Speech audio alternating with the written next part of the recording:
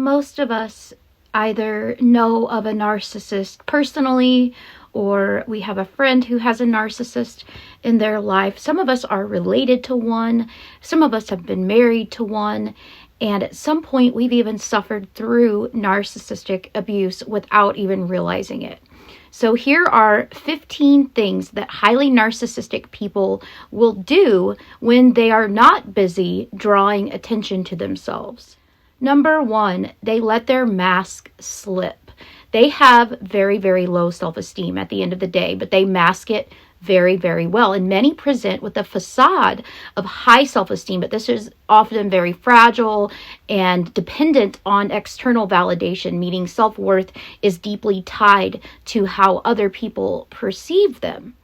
Number 2, they show craving for that validation. They need constant external validation. They crave admiration and validation, and that means that they rely heavily on other people's praises, attention, and approval to maintain their self-esteem and their sense of self-worth due to an unstable sense of self, due to underlying insecurities. Number 3, they're always trying to prove their superiority, especially to you. They are always trying to prove that they're better than everybody else, and the desire to win at all costs is all-encompassing, and they often do this through self-promotion, social comparisons, and a tendency to take credit for other people's achievements while downplaying their own failures. This stems from an inflated sense of self-importance and a deep-seated need to maintain a positive self-image based on perceived superiority. Number 4, they only look out for themselves. Narcissists are incredibly self-centered, and they prioritize their needs, their interests, demonstrating a strong tendency to look out for themselves above others, often at the expense of their relationships due to that inflated self-esteem and that desire for admiration and their sense of entitlement.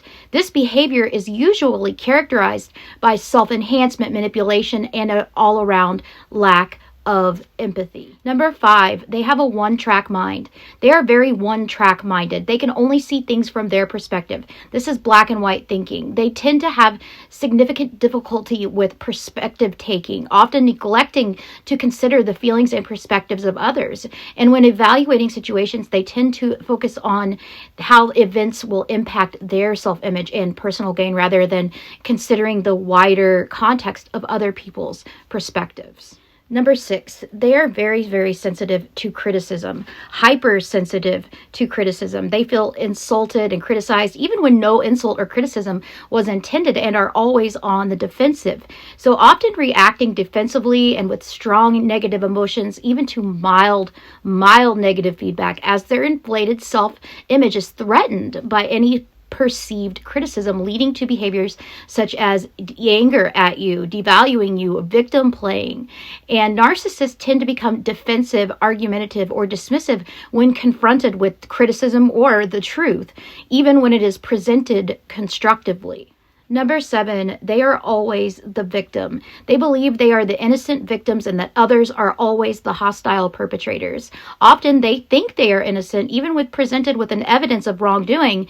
Their ability to distort their perceptions of reality allows them to rationalize their actions and to deflect blame onto others rather easily. Number 8, they don't care about hurting other people's feelings. They are willing to devalue and humiliate people, and their reduced capacity for empathy it helps them struggle to connect emotionally and with the pain of other people, and can lead to a lack of concern about hurting other people. These individuals may cognitively understand that another person's pain, but they don't experience the same emotional response as the rest of us do. Number 9, they have a low capacity for empathy. They feel no pain when they hurt others, and if they do feel pain, it's much less than what others would usually feel. They may not fully feel the pain that they inflict on others due to a lack of emotional understanding and connection to the feelings of others, effectively making them less likely to experience distress when hurting somebody else. Number 10, they have to make sure that everyone knows they are at the top of the pyramid. They think in a hierarchical thinking, meaning that every person or object and they are also very materialistic, is placed on a scale. They have trouble believing that anybody is their equal. This perspective is deeply rooted in their need for admiration and status and power. And these individuals with narcissistic traits, they may exhibit dominant leadership styles, often focusing on self-promotion and exploiting others in order to maintain that position of power and control.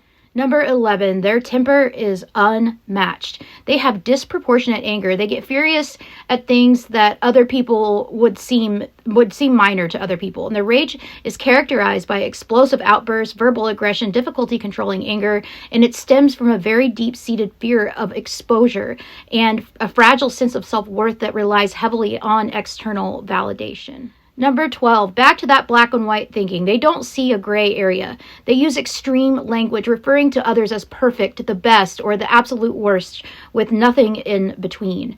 Number 13, they have no filter. They use cruel and inappropriate language, and they say things out loud that others might think of not voicing, or out of fear for hurting other people's feelings, like that is the dumbest waitress I have ever had. Number 14, sorry is not in their vocabulary. They cannot genuinely apologize or admit mistakes. They do not have a stable enough sense of self-esteem to admit their mistakes and feel that if they did admit their mistakes, their facade of perfection would end and another person would come in and humiliate them. Number 15, this is not always the case, but they have a lack of close relationships.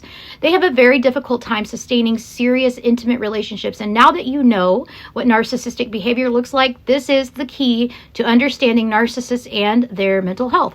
And when a child experiences a lot of pain and their self-esteem is destroyed, narcissism can be the result.